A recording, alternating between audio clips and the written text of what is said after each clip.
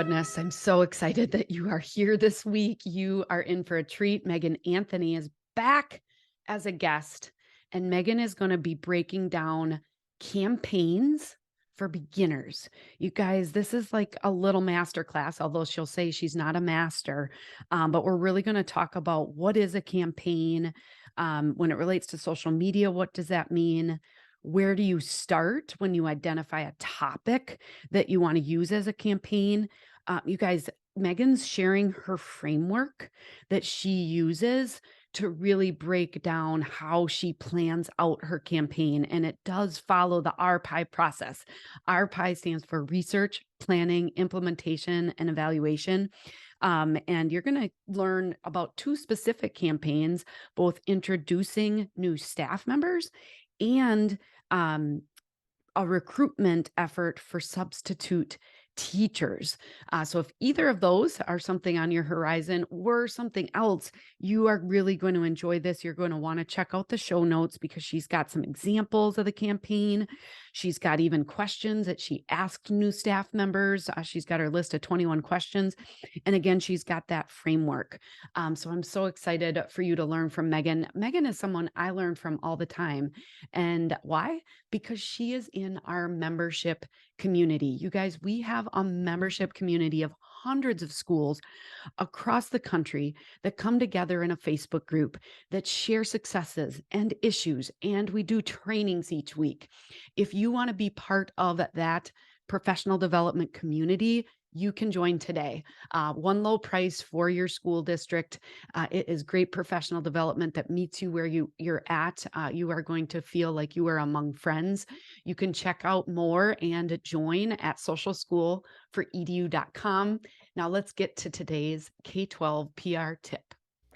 All right, for today's K-12 PR tip, have you ever been watching a video, especially a reel on either Instagram or Facebook, and wonder, how did those people get their text to automatically show up on the screen? Like, what app are they using? Well, I've got a tip for you. There is a sticker app, right? Not an app. It's one of the sticker options right within Instagram Reels or Facebook Reels that allows you to auto caption the text that you are saying, the words that you are saying. Now, it's not 100%, right? And sometimes we use and you have the ability not only to auto transcribe it for you, but you can go in and edit that text so that you can take out those uhs, or you can correct something that was incorrect on that auto caption. So just go when you upload your video, go to the sticker tab, you click that. And if you don't see captions written, just search for captions. You you select that, and then it's going to auto transcribe your audio for you. When those words show up, if you click and hold on that, it will show those words on the screen, and you can scroll through and make sure that they're the words that you want. Now, you're going to want to make sure that you position those words not directly over anybody's face, right? So you kind of have to be unique in how you film that video, but you can download that video to be used in other places. Obviously, Instagram Reels and Facebook Reels are done in a vertical format, but I hope you check this out because it's a great tool. And because so many people watch videos on silence, having them auto transcribe that way right on the screen is very helpful for communicating with your audience. So I hope you enjoyed that tip. You are going to get a ton of tips on great social media and campaign efforts. And in today's podcast, let's get things kicked off with Megan Anthony. Welcome back to one of my favorite people in the world, Megan Anthony. How are you? I am great. How are you, Andrea? I am good. It's a Friday when we're recording this. And if you're watching this on YouTube, Megan has a beautiful red sweater and the red lipstick. And I still, sometimes I put some Vaseline on my lips, but I'm just not a lipstick person. I don't know. I can't get there. Is there a trick to it, Megan? It's actually lip stain, which I like a lot better than lipstick. Okay. It's easier to wear, in my opinion. So try lip Okay. stain. Lip stain. All of a sudden we're turning into a fashion podcast here. If you recognize Megan Anthony's name, she was with us back in episode 55. We focused a lot on rebranding and social media. And today we're actually going to dig into some campaign work. And this was one of Megan's ideas as far as just breaking down kind of a simple concept. But for those who don't know you, Megan, why don't you introduce yourself and then tell us a little bit about Canal Winchester Schools, which is a new school that you're at now. Yeah, I joined Canal Winchester Schools in April of 2022 as their full-time communications coordinator. I have been here for, I guess it's been 9 months now. Really love the district. It's bigger than what I was working with previously, a lot more diverse. One of my favorite things about the district is we have 30 spoken languages among our families and students, and I love that cultural diversity that we have here. I have been in school communications for about 10 years. I started in 2013 in a kind of hybrid administrative assistant / communications coordinator role. Before that, I was a journalist covering education exclusively for almost a decade. And then I moved to a district that I had covered. They had an opening and asked me if I'd be interested in applying. Worked there for a couple of years. And then my boss was going to our ESC, Educational Service Center, which is sort of like co-ops or service agencies in other states. And I went there and started a shared service communications service. So I was working for anywhere between 4 to 7 school districts at a time. Did that through the pandemic until early 22. And I decided my youngest was in kindergarten at that point, and I decided it was time for me to move back to one district and have a little bit more time to focus and go deeper than I was able to in that shared role. So I started looking, interviewed with Canal. It felt like a great fit. I joined the team in April. It's been great, able to do a lot, learn a lot, and just really excited to be back in one district and have just one district's problems to worry about for a while. which is a lot in and of itself, but I'm sure that's a welcome change. So about how many students are there at Canal Winchester? We have about 36 to 3,800. Okay. So that's just good. And you're a solo shop then? You're the only person in the Yep. communications department? One person. Yeah. Okay. And what's your title? Communications coordinator. Okay, awesome. And then how does Canal Winchester work the social media, and how does that kind of fit into your role? So when I came, Canal had a Facebook page and a Twitter, didn't do a whole lot of posting from the district social media. So we did have a lot of buildings and teams and clubs that had sprung up their own pages and were filling that social media void. We do still have those pages posting as well, but we have ramped up our social media presence from the district perspective. So we are on Facebook, Instagram, and Twitter now. Okay, awesome. And we're going to make sure to link to all of your pages. Megan does just such a wonderful job. You've been part of our kind of membership community for a while, and some of the best Canva templates come from you. And I just think you do a wonderful job. So we're not going to focus just on like branding, but if you want a good lesson in what good social media looks like, you're going to want to look at Megan's pages. So great job. So today we're going to dive in and focus on creating a campaign for beginners. So just to break it down, what is a campaign? So campaign is a series of actions that you plan to take to accomplish something. That's in its most basic, generic form, without using a lot of jargon or terminology that's more specific to marketing. It's just basically a series of steps that you're going to take to accomplish usually a goal. Yeah. Okay. And then when it comes to social media campaigns, what would that mean? That would mean a series of posts. It's going to be more than one post. It's not your one-off. Maybe you get some great photos of the what I have recently, a gingerbread house parade, parade of houses that you are going to post. This is more, you're going to have a series of this. You're going to be focusing on it for a little while, and you probably have a specific outcome in mind that you are trying to accomplish with these posts that you're making. Okay. So where do you start when you identify a topic that you'd like to use as a campaign for social media? Usually my campaigns come from the conversations I'm having with my team. It's something that's coming up repeatedly. One of my more recent examples, and this was, I've done all sorts of campaigns over the last few years, but I came from a journalism background, which I mentioned. And when I first started working in school communications and trying to get deeper into strategic school communications, the idea of a campaign was so overwhelming to me. A lot of the campaigns that I saw in the the awards and the best practices, they were very in depth and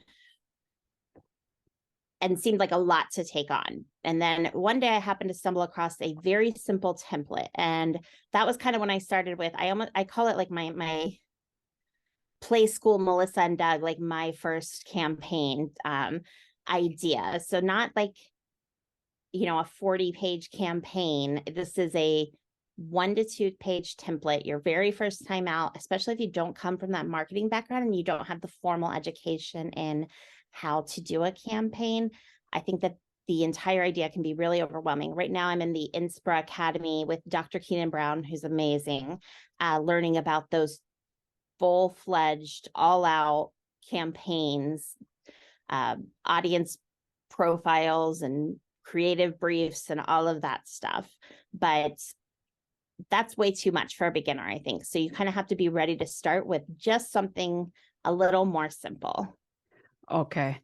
So what are some examples? And I know we're specifically going to get into one campaign that you did with your recruitment efforts for substitutes, but what would be some examples of some campaigns that schools would do via social media?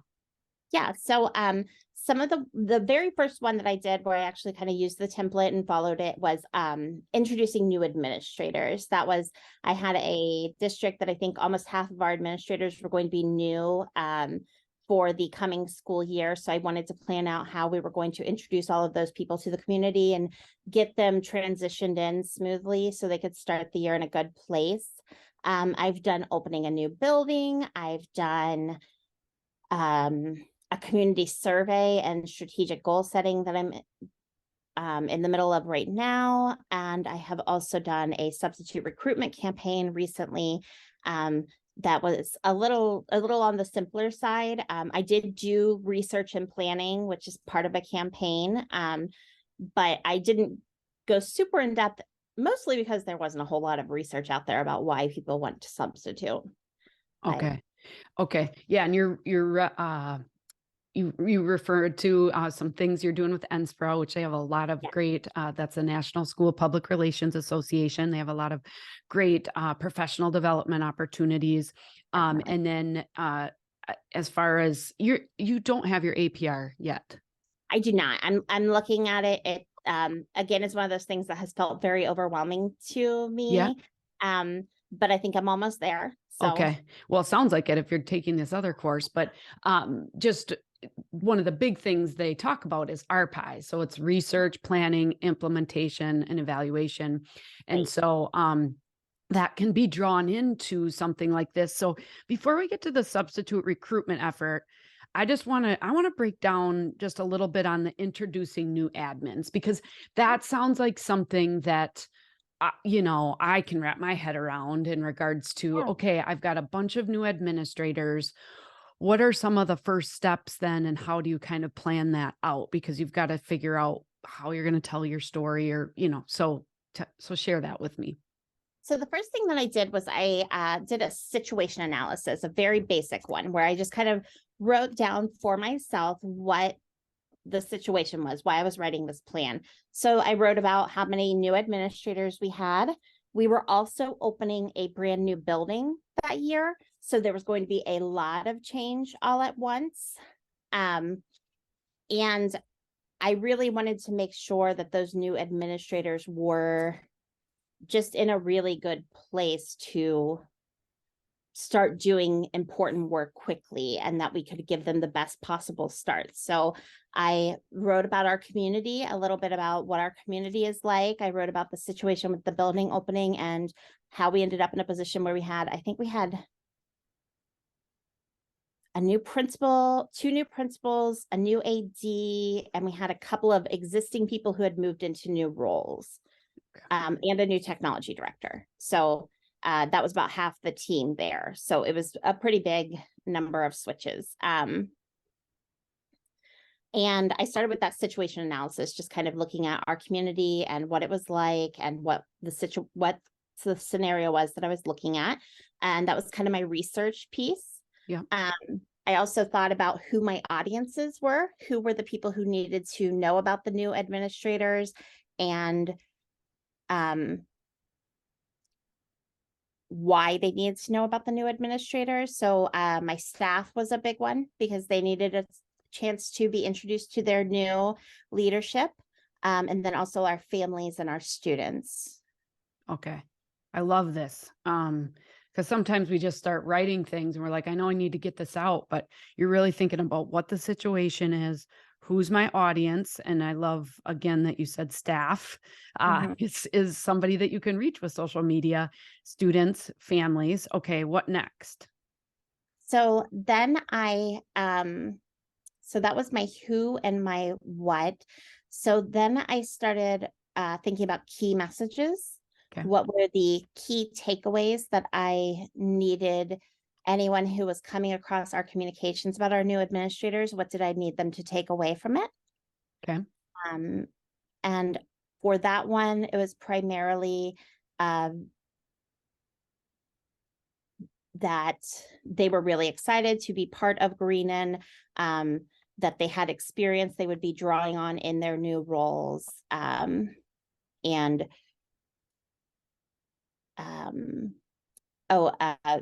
tying it into our new building. Okay. So, And I totally sprung this on Megan too, of trying to dive into this. So the fact that you're going through all these steps is really good. So identifying those key messages. Okay. And now what? so then once I had my key messages, then I took some time to think about my tools that I had available for communicating about our new administrators, my social media platforms, my website, my emails to families, my newsletters, things like that. Okay. And I listed those out. Awesome. And then what? Then I took those different tools and looked back at my audiences and made connections between the tools that I had and the audiences, and what tool made the most sense to use for each audience. So for example, my staff, they did see our social media announcements. However, we have a practice of always telling our staff about things like that in an email to all staff before we announce it on social media. So that was how our staff was notified, using our building-wide emails. And that had to happen before our public announcement went out on social media and our website. Okay. Yeah. And I'm assuming you use multiple ways of communicating these campaigns. And that's just such a good point of social media is one aspect, but there's a Right. lot of ways that you communicate, and you don't have to recreate the wheel for everything, right? It might look a little bit different or sound a little bit different or have a little bit more detail on the website than maybe the social media post, but it can all work together, right? Yeah, typically the way I work is I write my formal announcement that usually ends up on my website and in my email or newsletter to families.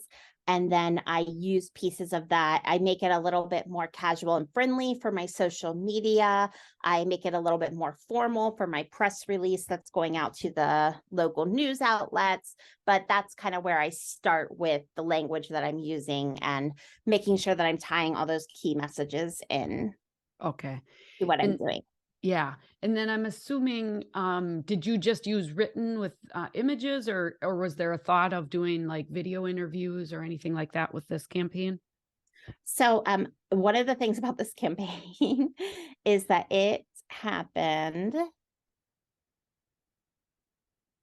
in 2021. I think it was during the pandemic. Okay. And in August, when we were preparing to start school, almost all of my administrators came down with COVID. Okay. So a lot of my plans got disrupted because they were out sick. So, but one of my, I had done this with previous administrators. I call it my 21 questions, and I have these questions. Some of them are very specific to why do you want to be in education? What do you love about being in education? Some of them are more like, who's your favorite superhero? What's your favorite sport to play? And it's kind of a getting to know you video that we filmed. Okay. That was part of my campaign.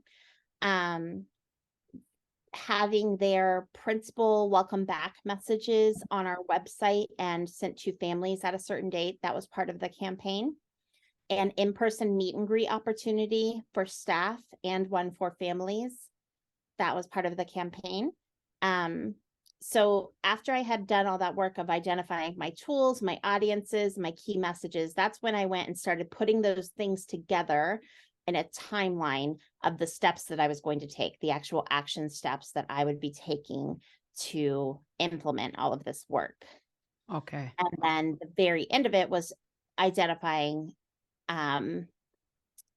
some evaluation pieces, some things that I could measure that would give me an idea if it had been successful. One of them was an output measure, which was I had wanted to create, I think it was at least 3 opportunities for a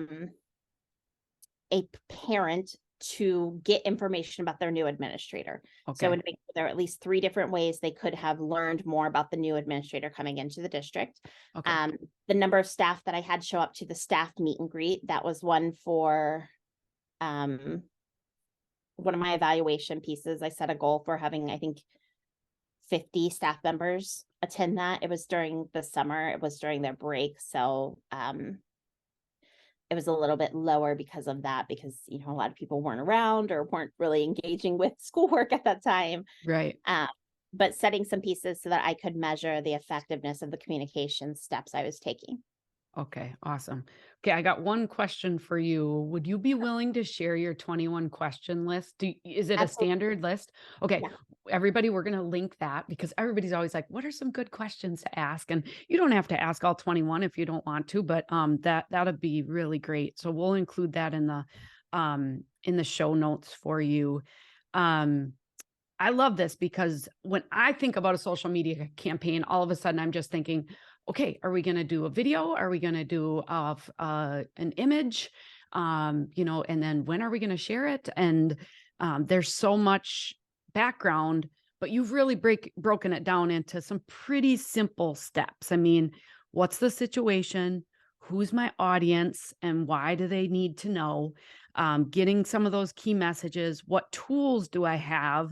And which tool is going to meet that audience? You also said you write out your formal kind of thing first. And so that might go into like a press release. Then you can modify it from there, which that in and of itself, this is just gold. And then you identified some ways that you can evaluate, okay, was my campaign successful? So this is awesome. So now let's do one more example, which you were a little bit more prepared for because we were going to talk about the substitute recruitment effort. So just kind of tell me about that process.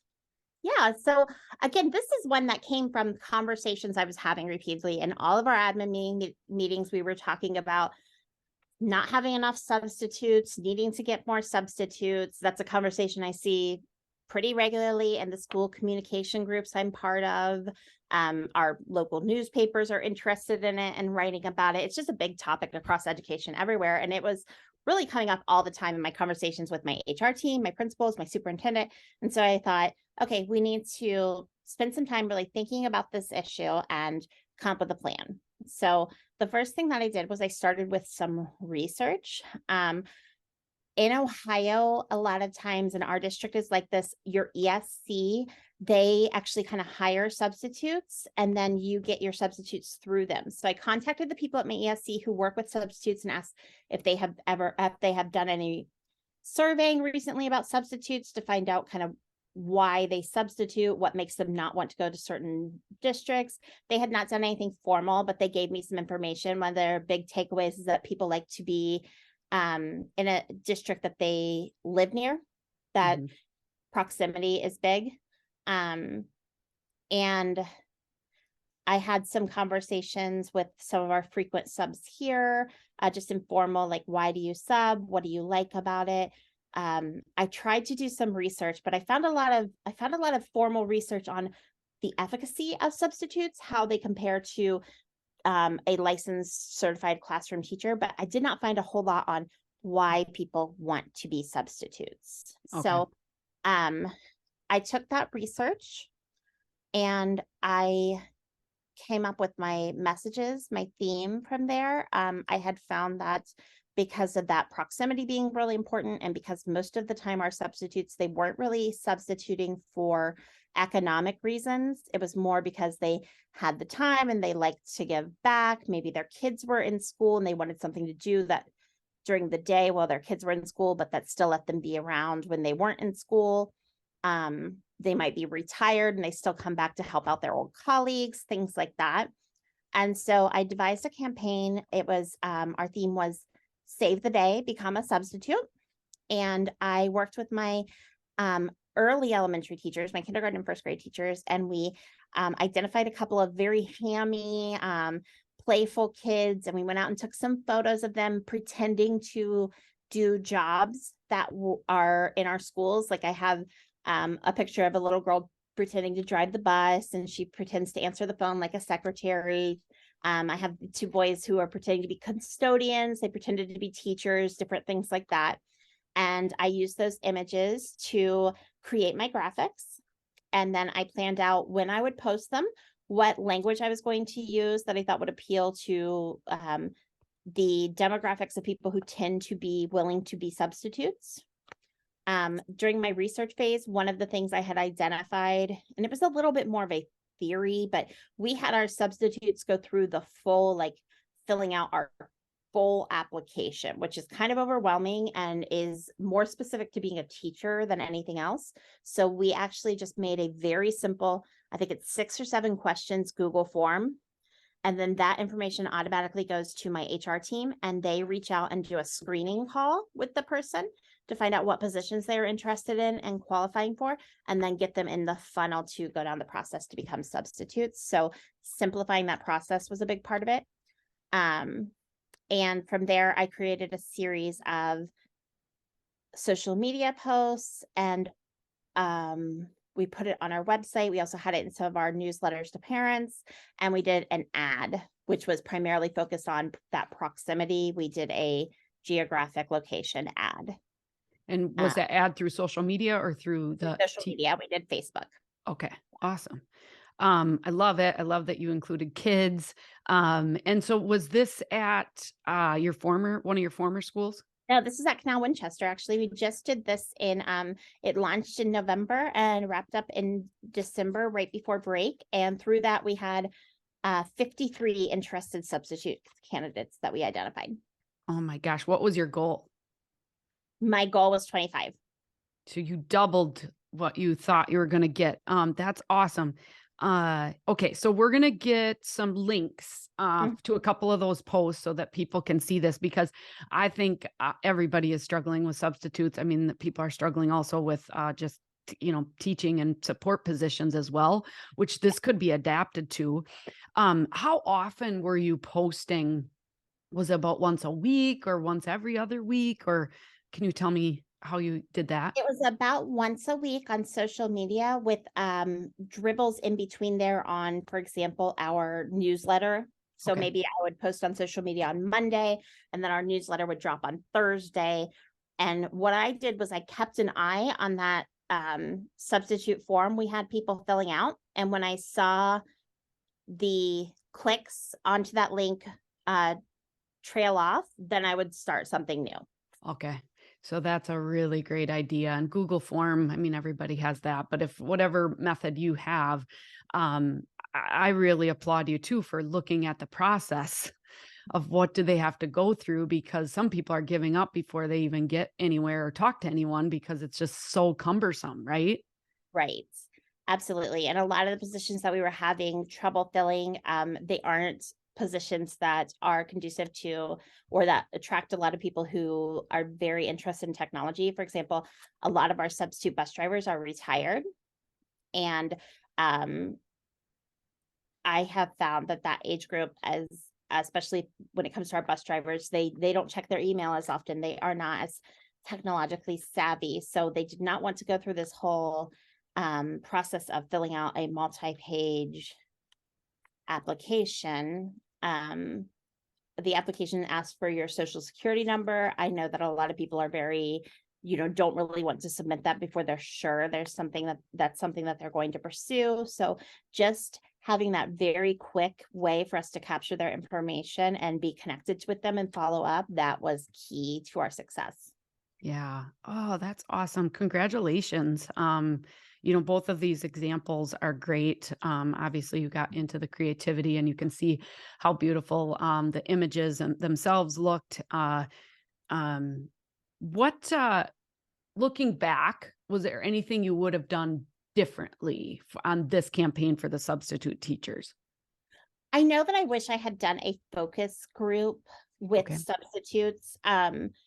I just didn't really have the time or the bandwidth for that because I had a couple other major projects that I was juggling at the same time. But I do wish I had done a substitute focus group. And I also wish I had been able to find some more quantitative data on why people substitute. It just wasn't out there in the places I was looking. I could have been looking in the wrong spot, but I was using NCS, the National Center for Education Statistics, and some academic research sites that are related to education that I frequent, and just couldn't find anything about why people substitute. Is that something that you could add into the question on that initial Google sheet and then you could collect a little bit of data that way? We could. The problem is the number of people who convert over to actually substituting, because I do need to get more of the people who actually follow through and become substitutes than people who think they might be interested.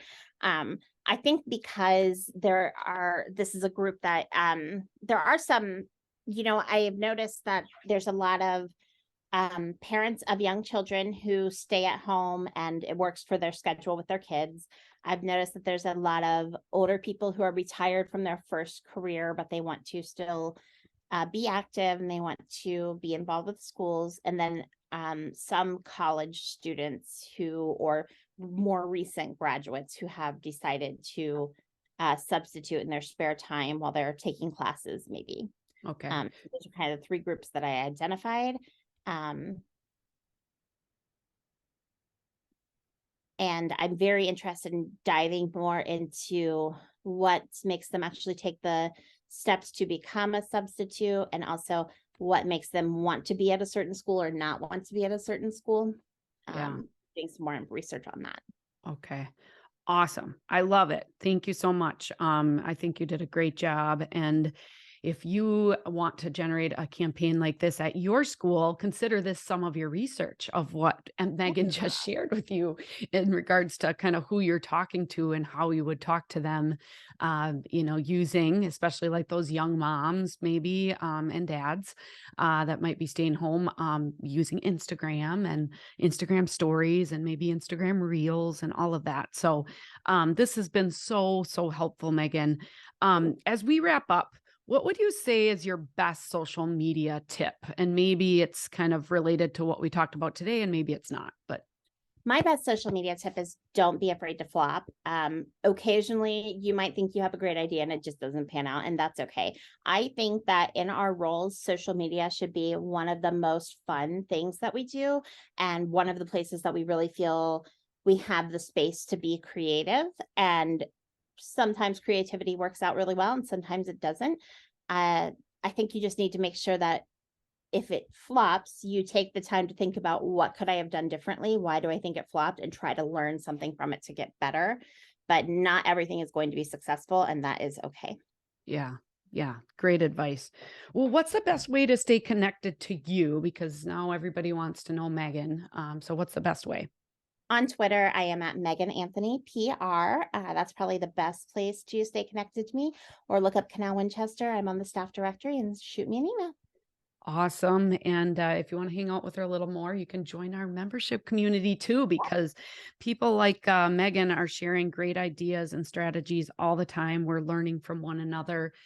Thank you so much for just really leaning in and sharing your expertise. I really think this was valuable in regards to just getting that beginning start, getting that foundation. Do you have a specific worksheet that you work from, or you just kind of write those things down? I do. I actually have something that I modified for my administrators to follow when Okay. they are thinking about how to communicate something, and I will share that to you so you can link it in your show notes. Awesome. You guys, this is like a little master class here with Megan. It's not. I'm totally not a master, and I think that's what's important. You do not have to be a master to do a campaign. Right. You just have to be willing to try. Yeah. That's it. But you broke it down in such easy nuggets that this is going to be so helpful for so many people. So definitely dive into the show notes where you can get some of these resources. And you guys keep telling those stories. Keep up the great work, Megan. We'll see you soon. And thanks everybody for listening. Bye bye. Bye.